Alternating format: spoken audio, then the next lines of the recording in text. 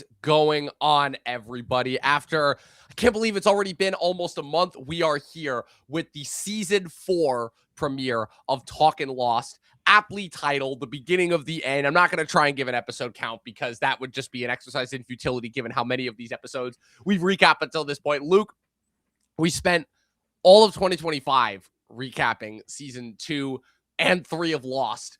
And who knew that truly was just all the setup? It really was, because now, after those first 3 seasons, after arguably the greatest of the season finale, a season finale that was so good, the show could have ended there if not for the fact that it ended on one of the biggest of all cliffhangers. First things first, before we get into it, how you been, man? How was your holidays? Been good. Well, we already had Christmas by the time we had the whole Stranger Things episode too. So it's been a good quiet January. But just been waiting for Lost, really. Yeah.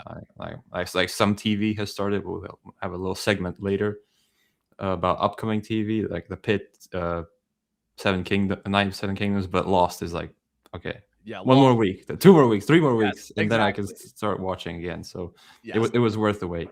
You were thirsting after the first 3 seasons for what was going to come next, especially with the gangbusters reveal and through the looking glass that, oh, we're going to be jumping from flashbacks to flash forwards now going forward. So with that being said, how do you think they utilized that in this premiere episode after season 3? And do you think that you're even more locked in than you were before?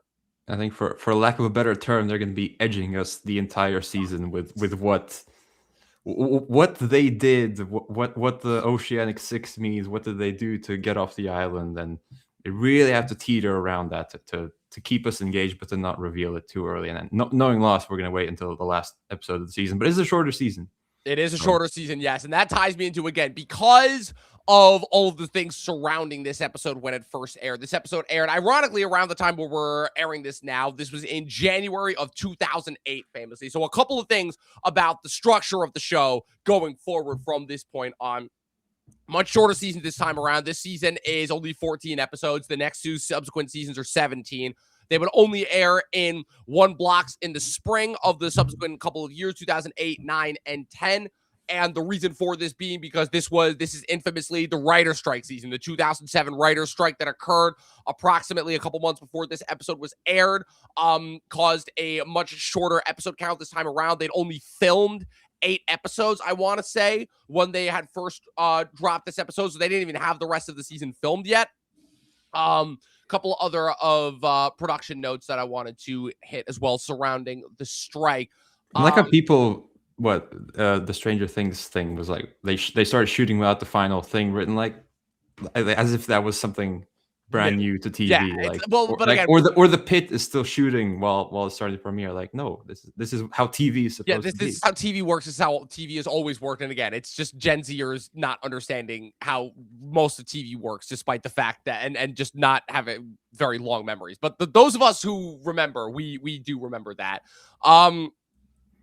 So another big shift that happened is Lost officially shifted its release slot during the week. Previously, they had aired on Wednesdays, but now they were airing on Thursdays at 9 p.m., which was normally occupied by Grey's Anatomy. So now this show, Lost was up in terms of its ratings. It was like now the show to beat in terms of ABC. That through the anticipation coming out of Through the Looking Glass, built because of everything that happened in that episode and also everything that it meant for the show going forward, made this like an all-time high in terms of anticipation. Also, the introduction, the utilization of the flash forward time structure, it just locked viewers in a whole new way, because now we were seeing kind of what was, because now the whole structure of the show had changed. Now, instead of like, oh, we're finding out more unnecessary details about these characters off the island, now it shows that like, okay, certain of these characters did get off the island, but now it opens up a whole batch of new mysteries. Who got off the island?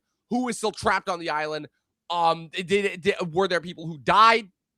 What's it called? And more so, again, we're going to be, who are the Oceanic Six, which is a term that's first dropped in this episode, as well as... Sounds like a bad band.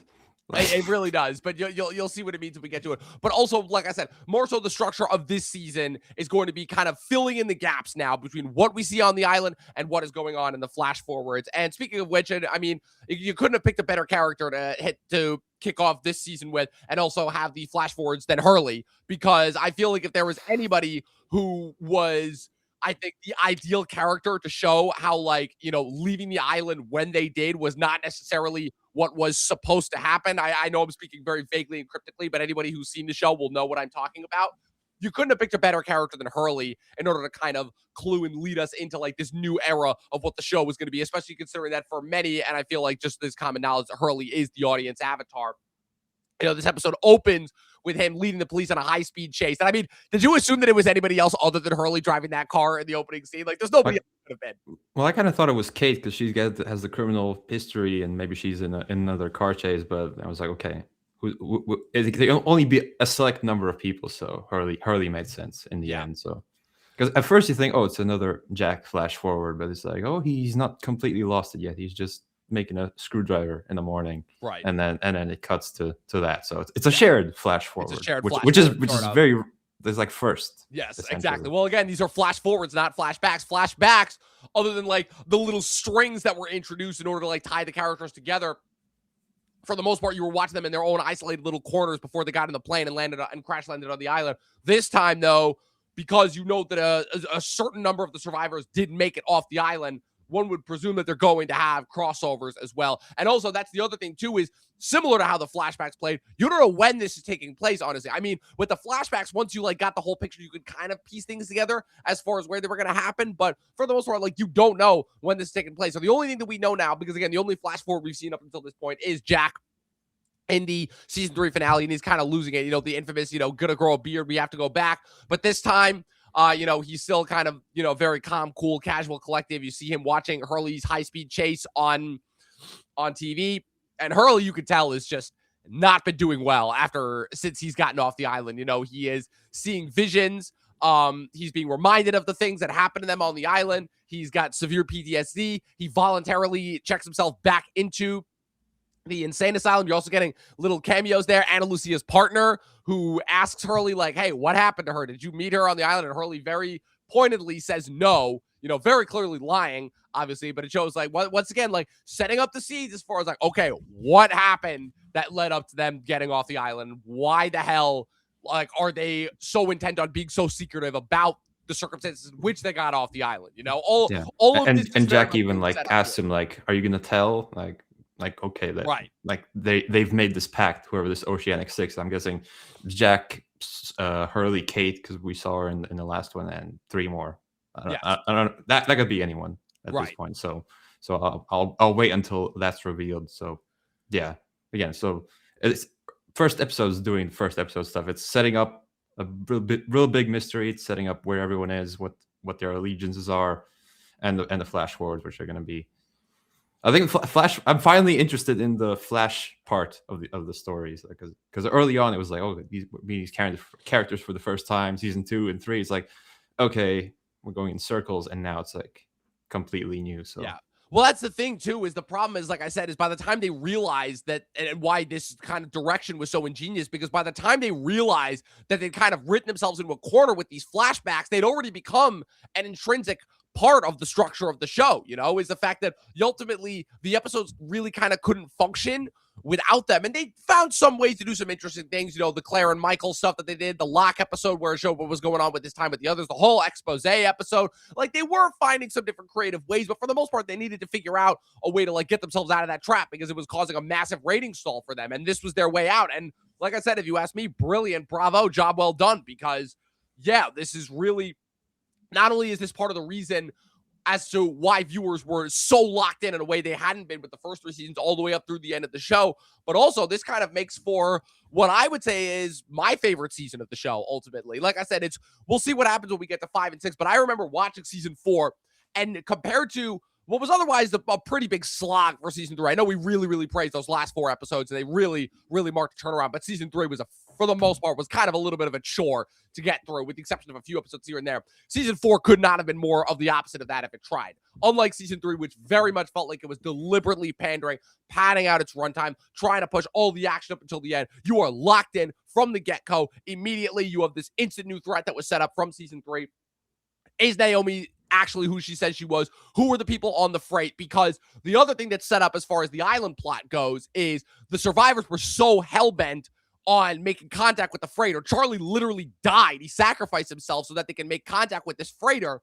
Desmond makes it back to the beach only to discover that, oh, Penny is not on that boat, which means that the people on the freighter, who is on that boat, and are they actually there to rescue them?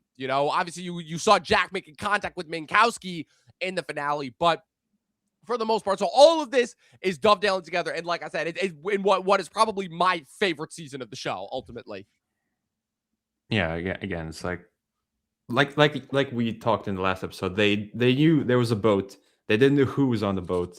They're gonna figure that out when they get to season 4, like writing wise. So again, it's that lost thing of like, we'll do this, and then it might be useful later on, like the cable leading to the looking glass and like little details like that. So again, that's how TV's made. People often forget. Yep. And ultimately, like I said, this is episode, even though we get some more great Jack and Locke bits that were kind of missing, I would say, from season 3. Again, this is Hurley's episode primarily. The episode is primarily focused on Hurley and his PTSD and guilt over Charlie dying, and how that kind of motivates some of his decisions on the island, which in turn caused him to have even more PTSD once he gets off the island, because as is seen when Jack comes to visit him in the asylum, they're playing pickup basketball. Jack's like, oh, are you going to tell anyone? Because the other thing too is there is clearly a new evil force. We don't know who they are yet. We don't know if it's Ben. We don't know if it's somebody else at this point in the show. But Hurley is visited in the asylum by a new mysterious figure named Matthew Abaddon, played by the recently passed Lance Reddick, an icon of TV in general. I'm surprised he didn't slide them a gold coin. I know, right? Who at first seems to be a lawyer from the Oceanic Airlines who's there to give Hurley a settlement, but then is quickly revealed to not be that, as he asks Hurley, oh, are they alive? Before Hurley quickly starts screaming, causing a scene, and he quietly, subtly disappears. So that clues us in somewhat as to why Jack and Hurley and the rest of the Oceanic Six, whoever they may be at this point, well, actually, we know that, we know the third one is Kate, why Jack, Kate, Hurley, and the rest of the Oceanic Six are attempting to keep the identity of the island and who got left on it a mystery, because some evil, nefarious force is clearly still poking around and trying to figure out, something. We don't know what. And obviously, they may or may not be tied to the people that are on said freighter, especially given how worried Ben was, how hell-bent John Locke is. Now, of course, that also ties into Locke's own personal thing as far as protecting the island from any outside forces, but how hell-bent Locke is on making sure that they stay hidden from the people on the boat. So like I said, we already have a lot that is being set up on the island as well as on the flashbacks. Like I said, the flash forwards are basically cluing us into like, okay, some people made it off the island. We know who some of them are. We're going to find out who. And for whatever reason, they have resolved to make this pact to pretend like they never landed on the island, and that in order to protect whoever it was that got left there. While at the same time, on the island, you have a division that's happening between the survivors, tied to the revelation that Charlie revealed to Desmond at the end of last season, that the people on the boat were not sent by Penny and were not sent to rescue them. So you have this division that's happening between the survivors, spearheaded once again, to nobody's surprise, by Jack and Locke, where Jack is all about trying to make contact with the freighter and trying to get them rescued. Locke is like, the people on the freighter are bad, and we need to protect ourselves and arm ourselves because we don't know what's going to happen if and when they land. So the majority of the plot on the island there's not much happening there. It's mostly just like the crew that was left on the beach after they beat back the others are trying to rendezvous with Jack's crew. Jack and Kate also go off on their own in order to try and find oh my God, what's her name? Naomi, who disappears despite having a knife in her back. Kate finds her, and then Naomi is able to once again make contact with the freighter before dying. The group while they're on the group on the beach, Hurley, of course, is like all messed up and distraught after hearing about Charlie's death. He wanders off, gets separated from the group, runs into Jacob's cabin several times, like several times, including but possibly making contact with somebody inside of the cabin. A couple of There's definitely someone in the chair, definitely somebody like in we the saw chair. last Yep. season. Yeah, there were a couple of fun tidbits there as well. Let me just find this here. That's the Charlie bit. Okay, yeah. So when the episode was broadcast, Christian, Jack's father, did appear in Jacob's cabin. However, when the scene was shot, it was shot with another Hurley inside.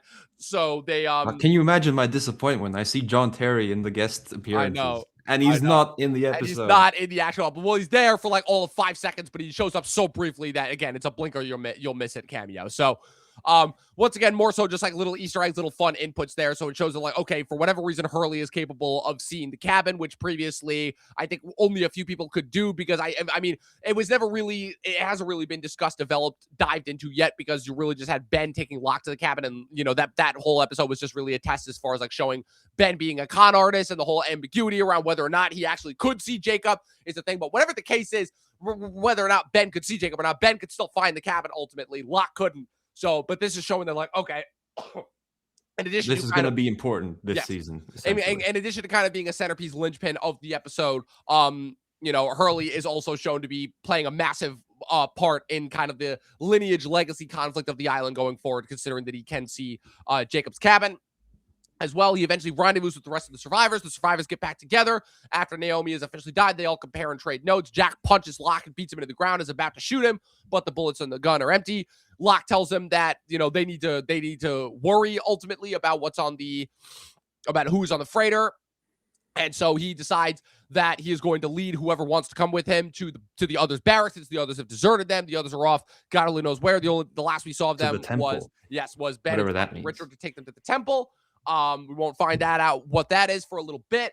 And finally, so you have the survivors that decide to go with Locke. You have Hurley, who very much so, again, is like, again, Hurley is distraught. He's not thinking straight. He is very, very sad and upset about what happened with Charlie. And he's taking that out on Jack in a little bit for a combination of, he's seeing Jack as the reason for everything that's happened. He's like, yeah, the boat people are bad. They want to kill us. He believes Charlie above everybody else. Charlie literally sacrificed himself to get this news. He's like, and I'm not going to do anything in order to potentially endanger, you know, and also because of this, Claire and Aaron decide to go with Locke as well. Russo and Alex and Carl, who also still have a captive Ben. We get another awesome Ben one-liner because Ben, even though Ben is basically completely incapacitated and tied to a tree, he is still showing that he is not someone that they can keep around because he tries to get Russo to, he's like, if you care about Alex, you will take her and get as far away from here as possible. He also says to Jack, he's like, if you don't mind, Jack, I'm gonna go with John. And so just I'm loving this Ben sort of slightly comedic turn, so like because he's not with others anymore. He doesn't have that authoritative presence. He's a prisoner. So the best you can do is try to make a little fun out of it. Because I guess he's not like technically an other. He came to them from Dharma, so now he's like with the non-island people, if you will. So yeah. So and then the big surprise at the end is the final survivor. I mean, there's a couple other like miscellaneous, like, you know, survivors that are just in the background there. But the final named survivor that chooses to go with Locke is Sawyer, much to Kate's distress. So why do we think this is? Because obviously Sawyer just gives his usual Sawyer answer of, because I'm a survivor. But do we think this has to do with you know, his new connection with Locke as a result of what happened in the brig? Do we think that like he's just naturally distrustful? Because again, we obviously have been. We still obviously spend a lot of time with Sawyer. Sawyer is still a main character, but again, Sawyer has really been like undergoing this silent transformation ever since the events of the brig, and as a result, we haven't spent as much time with him. So, what do you think Sawyer's reasoning for going with Locke is? Yeah, I think it's something to do with that shared experience at the Black Rock, right? So, I guess in Sawyer's mind, he's better off with doubting whatever rescuers come here because he's not had a good experience with people on boats on this island. Going back to the first season finale. The least. Sawyer does not have a good experience with boats. So yeah, he's still discovering himself after dealing with his life goal essentially. So yeah, I'm excited to see where he goes. Yes, indeed. And like I said, so we have pretty much our final Hurley flash forward. Hurley hallucinates Charlie coming to visit him at the mental asylum, and Hurley is like, "Oh, you're not real," and all of that. Yeah. But then basically, although that one guy says that guy's looking at you. Yeah, so exactly. So like, What's real? Yeah, so is this a hallucination or is this something else potentially? So, it ends. So it basically shows that Hurley ultimately regretted the decision of going with Locke as he apologizes to Jack. He's like, I should have stayed with you. I shouldn't have gone with Locke. And also, our other big cliffhanger that we're left with is after Jack and Kate, Jack is kind of like, pondering off in the corner, oh, I still couldn't beat Locke, all the people who went with him.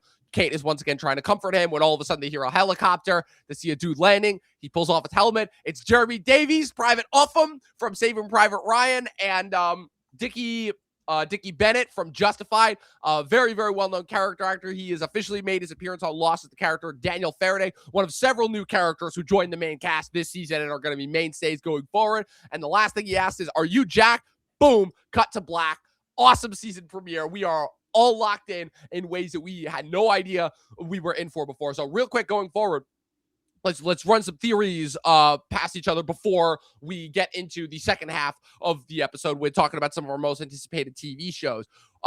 So we have our first introduction to Faraday, our first person we've met from the freighter other than Naomi. So now, Luke, now that we have some confirmation, but not all, who do you think is on the freighter? Why do you think they're at the island? And what are your thoughts on Faraday so far? I know it's like you've only like it's a. I've seen one glimpse of it. You said like three you're words. like it doesn't count enough. So yeah, like you saw last season, where like I need more information to fully develop a plan. But I know that there's the most sci-fi twisty stuff is yet to come. So either these are like the new generation of Dharma here to come back for their stuff, or this is like a new party that's been trying to find the island for an equal amount of time, and now this finally they've come to collect, and they've turned off the signal jammer. And it's just, I don't know. I need like at least one more episode, I think. But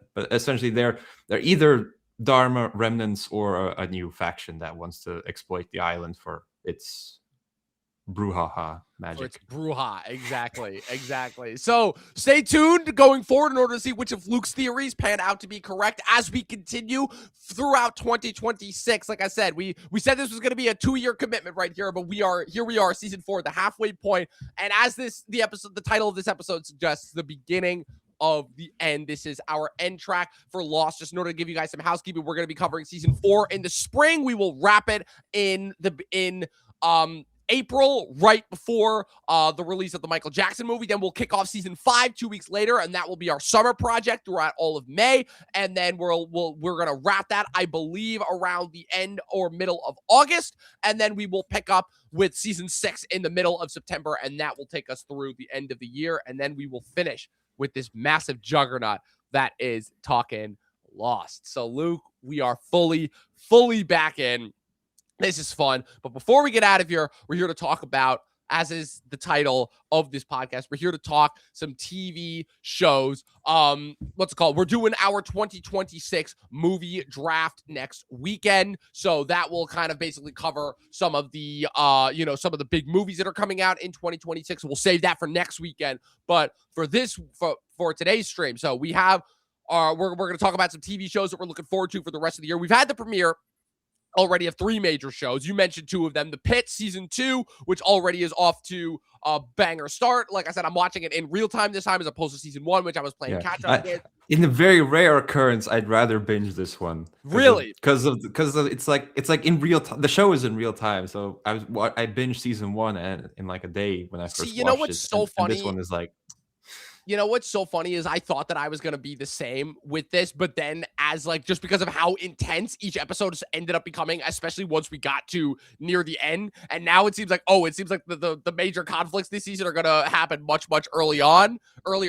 I'm like, okay, so I'm glad that I'm watching this like an episode a week, especially because but it is nice, like, yes. The Pit is back every week. Yes. The other one that you mentioned, Night of the Seven Kingdoms, the premiere of this is the 3rd now TV show taking place inside the world of Ice and Fire, based off of George R. R. Martin's Duncan Egg novellas, telling the story of Sir Duncan the Tall, a hedge knight, and Aegon the fifth Targaryen, I believe, aka Egg. There's a lot of There's a Targaryens, but lot I of do Egg, think and he is the fifth one. yeah, he is the fifth.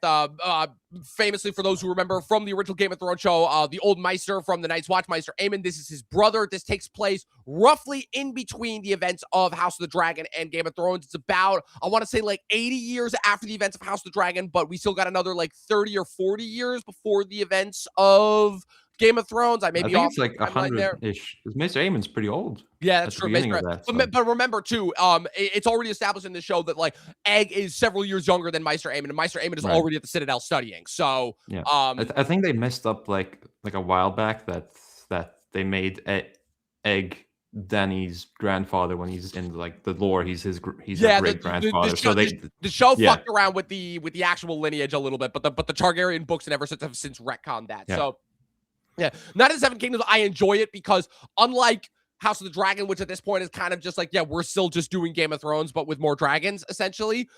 This is actually, it's exploring not only a different era, but also a different like kind of character that we really haven't explored. We've never had, I guess, for lack of a better word, one of the small folk be a main character of the show. And considering the amount of time that Martin has spent basically showing that, like, yeah, everybody who is in positions of power is either a piece of shit or is forced to become a piece of shit because that's just what the job requires, unfortunately. Because we're spending time with the commoners this season, where I feel like we're getting a new window into this world in a way that we really haven't gotten before. And while it's not nearly, I guess, as like big and grandiose as Game of Thrones and House of the Dragon, I think that's a much needed respite in comparison to those shows, because I feel like if we had just gotten more of the same of that, it would have been blech. Yeah. I mean, these are 100-page novellas. Like, you could make this like a sitcom, essentially. Like, what if Game of Thrones, but it's just a regular guy?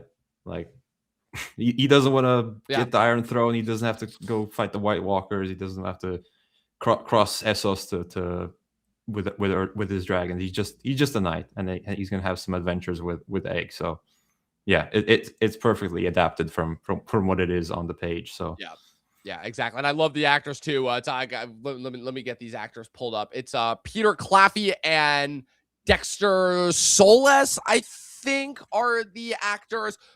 Peter Claffey, who portrays Sir Dunk, I don't think had any acting experience. He was a rugby player before this, and I mean, it helps because the dude is fucking huge. And then Dexter Sol Ansel, good God, this kid was born in 2014. Like, what the actual fuck? Like, why, when did I get so old? The fact that anyone who's younger than the MCU, I'm like, no, that's not allowed. Yeah, that's not allowed. See, now you're getting into that position too. See, like, now that we're like 5 years past the pandemic, you're like, oh no, I'm seeing all these kids are now like starting to grow up, and it's becoming like you weren't there. You weren't when there. Thanos snapped. You didn't get it. You didn't understand the moment. So that's just a whole thing just wrapping my head. Not only around the fact that this kid is like an actor in a Game of Thrones show, but also the fact that this kid is basically playing a character who once again is in the lineage of the Targaryen. And what I like too about the show is how much of a contrast it is to House of the Dragon. Like, it's fitting, honestly, that this show is happening only like a couple months before we get House of the Dragon season 3, which will be coming later this summer, and showing, man, how the mighty have fallen when it comes to the Targaryens, because they are not at all what the might that they were. And it really shows, hundreds of years, 100 years past the damage that the Dance of the Dragons ultimately did, because the Targaryens, even though they're obviously are still ruling the kingdom, they are not nearly as revered as they used to be. All the dragons are dead, so they have completely like lost the thing that essentially made them who they were. And you see all the Targaryens in this show are either just drunk, despondent, miserable, psychotic, you haven't met them yet, but you're gonna meet Egg's father, Mykar, and his brother, Arian, who are both like complete psychopaths. Ultimately, you also had a very, very fun insert from Daniel Ings, who people will recognize as Theo James's dipshit brother from The Gentleman, as Lionel Baratheon. And I don't think the word seed stealer has ever been more appropriately used for a character than it was here, because that whole sequence in the tent, like, I could just watch that on repeat. Like, that was awesome. Yeah, it felt like the good old Game of Thrones day, just like good dialogue, like low action, if you will. So, House of the Dragons, like, okay. Yeah, pour all the CG. Yeah, at this point, it's like the dragon battles are all that I'm watching House of the Dragon for, and the show kind of has a little bit of self-awareness to that as well, which it really sucks, because I didn't want to say that, like, Miguel Sapochnik departing the show after season 1 was going to make that much of an impact, but considering the quality drop from season 1 to 2, yeah, it shows. And then now they're trying to make an Aegon's Conquest thing. They're either a movie or a they're show. better off Like, doing that as a movie. just make a movie. Just make a movie, honestly. At this point, just do it. I'll show up for it. Yeah, have Miguel Sapochnik direct it. Like, you don't need that many what's it called? It's mostly just dragons burning Pretty villages much. and castles and stuff. So yeah. The other show that is returned to our screens that I have to give a shout out to, I'm going to talk about this show to death every single time it's on. Industry. My show that I was one of the first to watch during COVID, and now that it is kind of blown up, again, we get the show every 2 years. We got it a little earlier this year. Seasons 2 and 3 aired in August, respectively, of their years they were released, 2022 and 2024. We got it back in season 4. We got season 4 back in January. We are 2 episodes in. For those who have been keeping track of the show up until this point, we have basically left Pier Point behind, and we are in a whole new era of the show. Harper is running her own firm. Yasmin is married to Sir Henry Muck, who is, pulling the typical depressed rich guy thing by just like wandering around his mansion, just doing nonstop drugs and alcohol and partying. Rishi is still there. Sweet Pea is still there.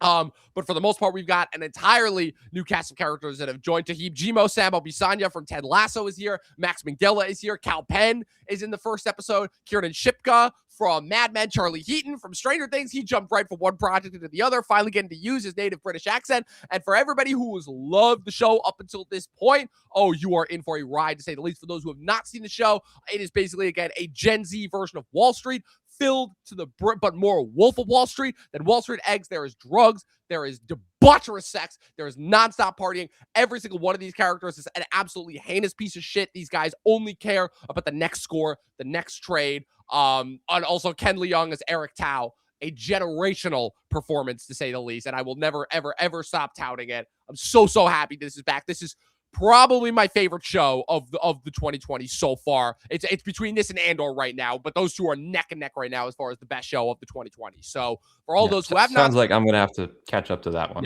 Yeah. I'm missing my economic show with the Succession out. So this show is so good they even dropped a Succession reference in season 2, potentially hinting at the fact that this show takes place inside the Succession universe, and they never visit it again. They never visit it again. That is how badass. It's HBO, right? Yes.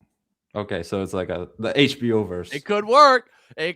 Could we see some cameos from the Roys or from Lucas Matson at some point later on in the show? Who knows? We'll see.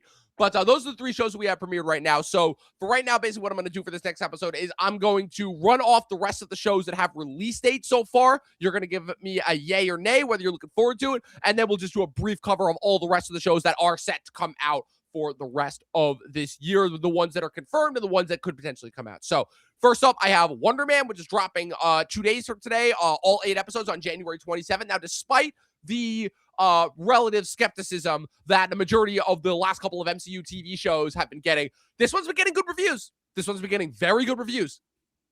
I'm going to give it a yay because it's a TV show in the MCU. It's not a movie that's stretched out into 6 episodes. They seem to be learning, starting with Daredevil, Born Again. So yes, we're not counting Ironheart because Ironheart was part of the old regime, the old. Yeah, if they can continue this trajectory, keep the flagships to the movies. Like now they're trying to split Secret Wars into 2. I mean, we'll see if that actually. We'll see if that happens. But yeah, make TV shows with your mind, your characters, because that's where they have the opportunity to shine. Yes, make TV shows. So yay. TV shows. So that's a yay. Next, Shrinking, 3rd and potential final season. Jason Segel show, Bill Lawrence's follow-up show to Ted Lasso, starring Jason Segel as a therapist attempting to get over the death of his wife, and which causes him to take a new track in his therapy and also forge new relationships with those closest to him, including his mentor, who's portrayed by Harrison Ford. Season 2, which aired 2 years ago in the fall of 2024, saw new directions going for Segel's character. So like I said, this is the 3rd potential final season. This will also not be the only Bill Lawrence Apple TV Plus show. This will also not be the only Bill Lawrence show we get this year, as we also have the 2nd season of Bad Monkey starring Vince Vaughn, as well as another show that he worked on with Steve Carell for HBO called Rooster, which will also be hitting later this year. But Shrinking, have you watched it? And if you have, are you looking forward to this 3rd and potentially final season? I'm going to give it an A because I haven't watched it yet. Okay. No, I can't give it a yay, can't give it an A, but A. Yeah. for what I'll say is the first season was really good. Second season was iffy. So, we'll see how this third season ties it up. Bill Lawrence usually knows how to end his shows, even if the third season can get a little long-winded in the tooth, like Ted Lasso. Now, here's a big one. This is one that we've been waiting. This is another show. I thought that we would put the era of waiting 3 years for shows to come back behind us with Andor, and that had finally ended it. But I forgot there was another one that aired all the way back in fall of 2023. Now, the trajectory of this show is a little bit different because it is also tied to the movies. And that is season 2 of Monarch, Legacy of Monsters, which is dropping at the end of February 27th, whereas the first season was primarily focused on Godzilla. This new season will be focused primarily on Kong. We ended the first season with them coming out of Access Monday and landing on Skull Island. We also have a new Godzilla and Kong movie that will not be released until 2027. So what are our thoughts? Yay, nay? Because if I'm not mistaken, you really enjoyed that first Monarch season, right?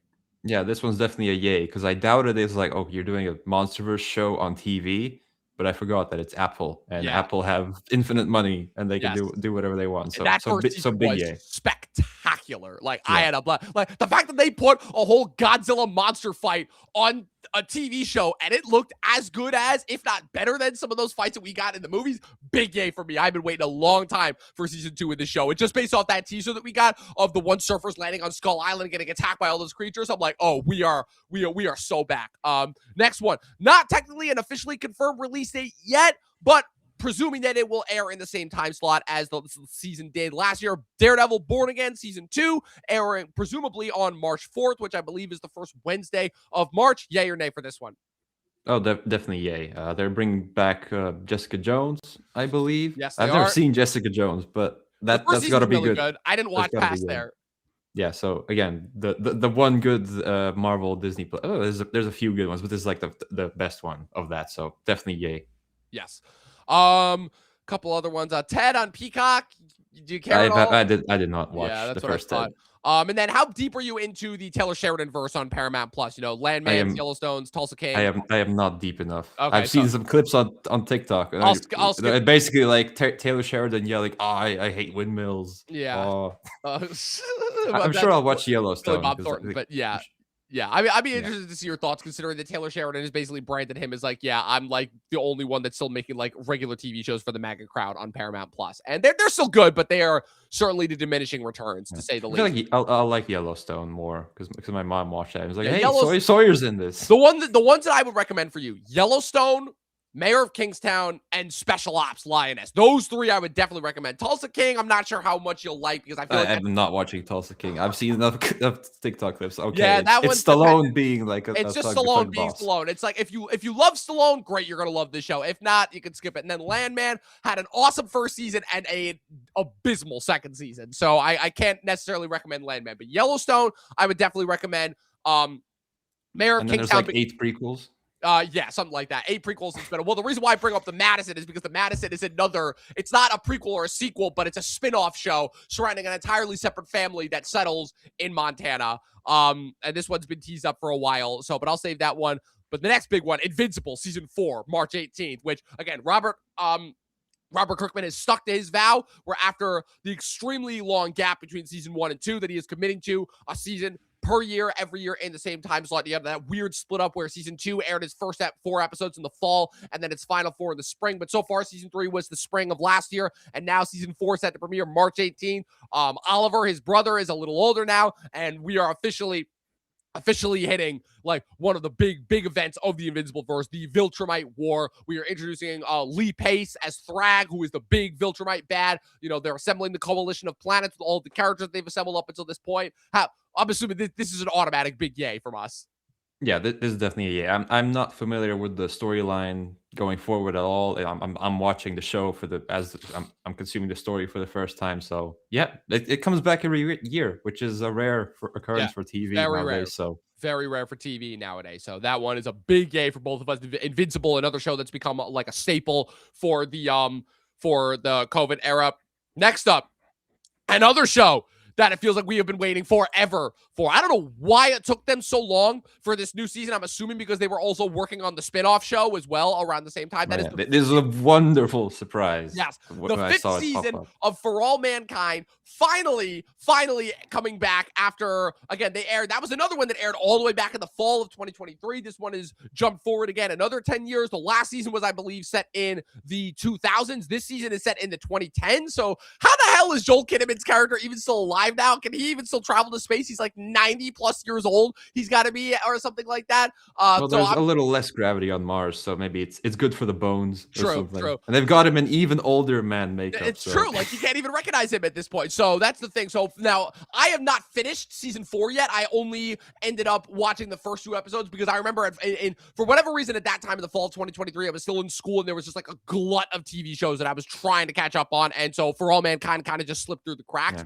But I will say it's probably the weakest one, but I'm like, you're 4 seasons in, you're allowed to have one that isn't better than all from the what I got ones. from it. It was very, very much a retcon / reset season where it's like we're introducing all the new. We've killed off almost all of the primary members of our cast for the first 3 seasons. We've only got a couple hangers on for this upcoming season, other than Joel Kinnaman, who just continues to be in this show. And season 4, from what I understood, was very, very much the reset season. Okay, we're introducing these new characters that are going to kind of keep the show going forward. So it was so long ago. I could probably rewatch a lot of it and have a just as good experience. But the big event that was in season 4 was like, it kind of created like an Earth versus Mars situation. So okay, so that's going to be our conflict going. I'm curious to see how that does. And the ending of season 4 left like okay, how is this going to affect things going forward? So we're getting set up for some gangbusters going into season 4. Yeah. That's good. Now next one, did you watch Your Friends and Neighbors with John Hamm on Apple TV?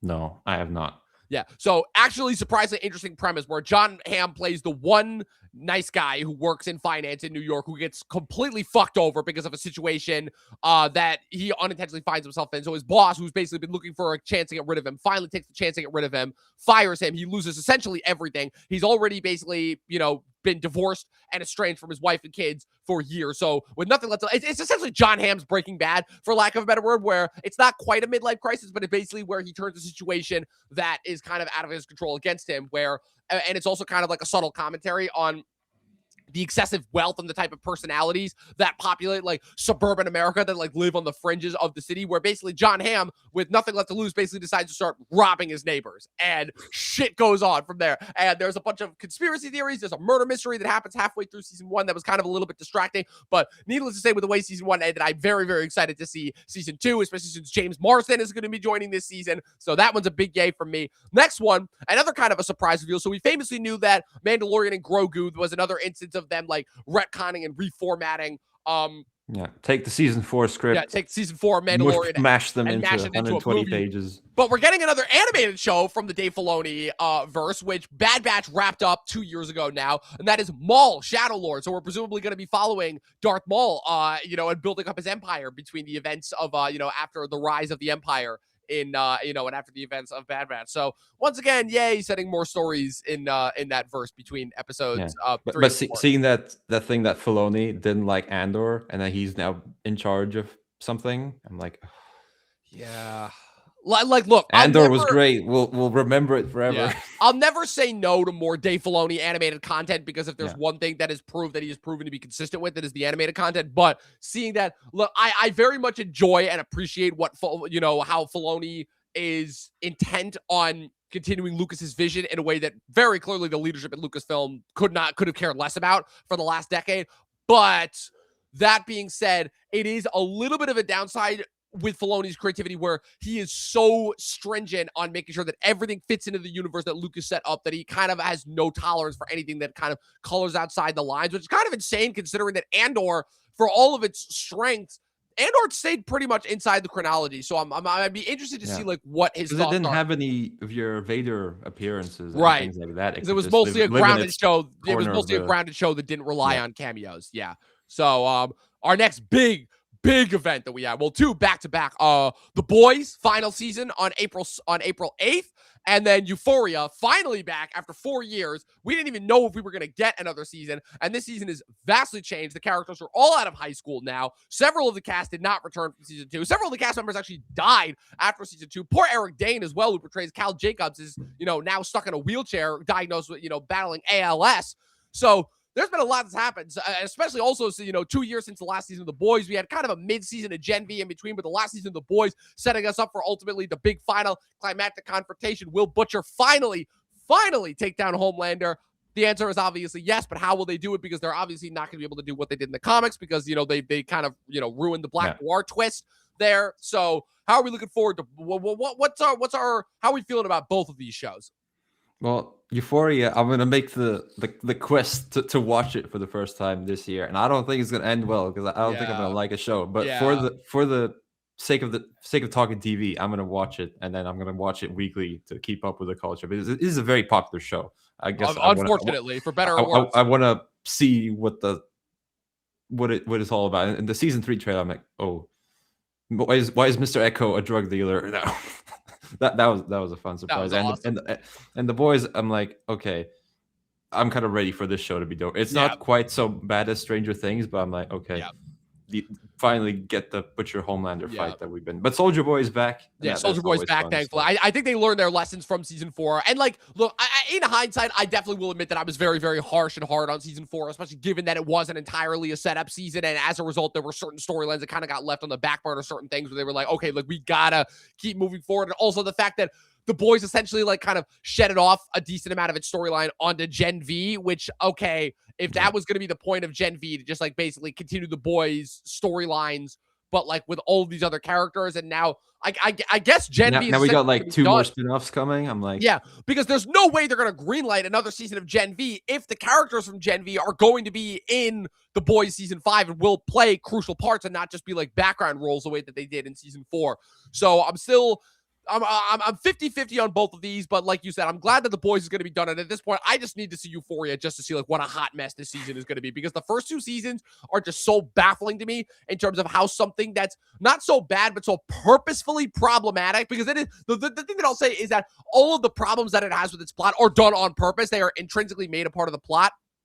Is also so popular, and it's going to be very interesting to see, since the prime demographic of people who were watching the show when it was on, the first season was summer of 2019, right after I graduated college, and the second season was January of 2022, right when we were coming out of COVID. It's going to be very interesting to see, the kids who grew up watching the show, who are now all in between their late teens and early to mid 20s now, the bulk of the people who are watching the show. It's going to be very interesting to see their reaction to the show, and as it is basically attempted to also be the Stranger Things and kind of compensate for the fact that its audience and its characters have both grown up way faster than they could have written the show. But Euphoria is also a little bit different, because Euphoria also had the added trade-off of being that weird HBO show that basically launched all of its cast into movie star careers. All these cast members, like Zendaya, Sydney Sweeney, and Jacob Elordi, are all bona fide movie stars now. Hunter Schafer has been in movies. Maude Apatow directed her first movie that went to that was at Toronto. I actually saw it. It was very good.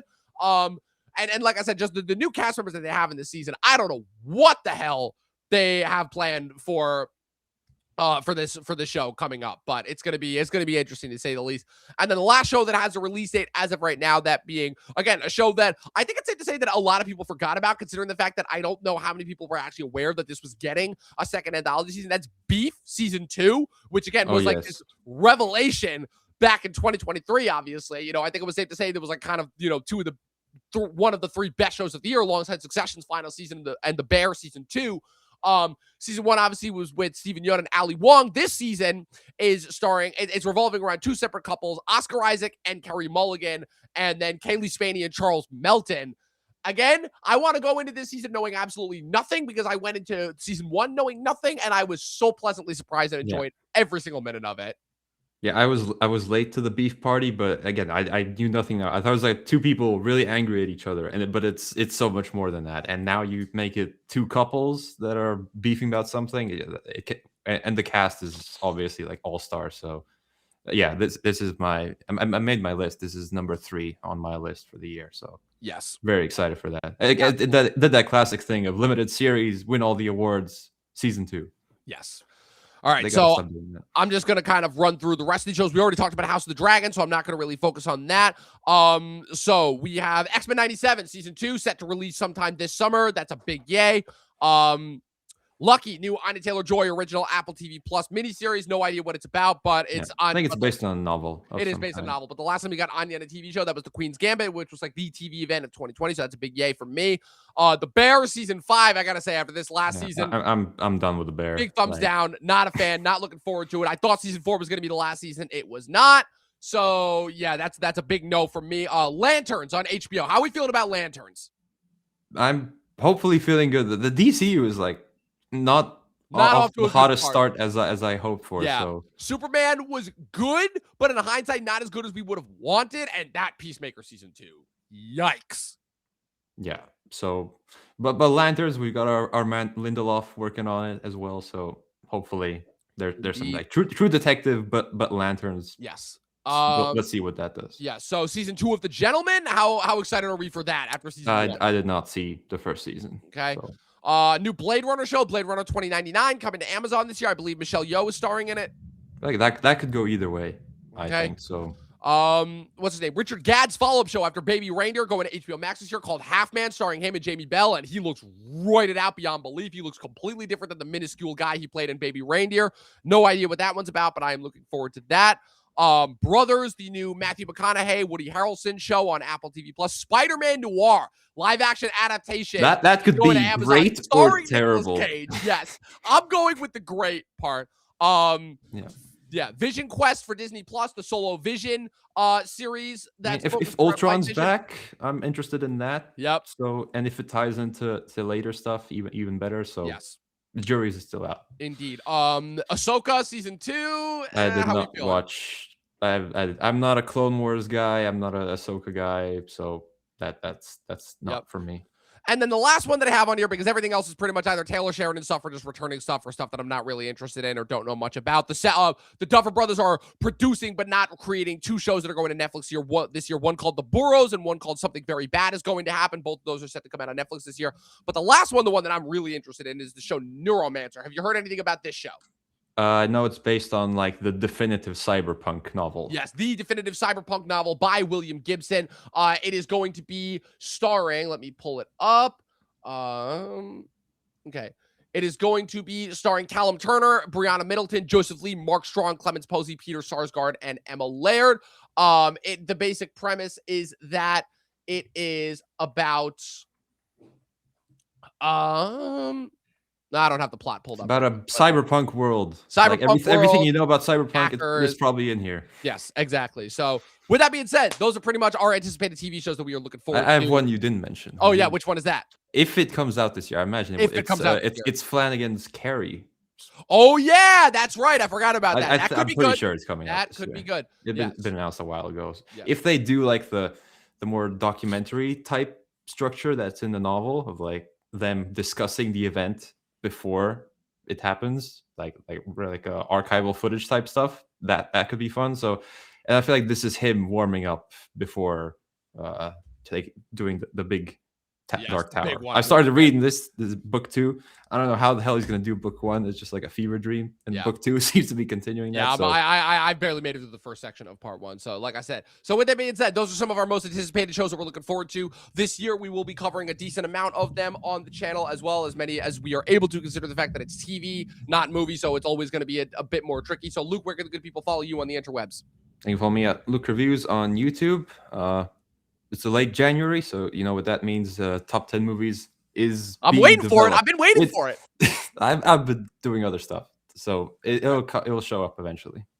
All right, and you guys can follow me with everything going on at Movie Nerd Reviews across all platforms, at Official Talkin TV Podcast across all platforms. Be sure to follow us on YouTube, Spotify, all the places where we post every single day. And be sure to keep tuning in for more episodes of Talkin' Lost. We'll be back next week with episode 2, confirmed dead. What does that mean? We will find out. But in the meantime, I'm guessing it's about Naomi.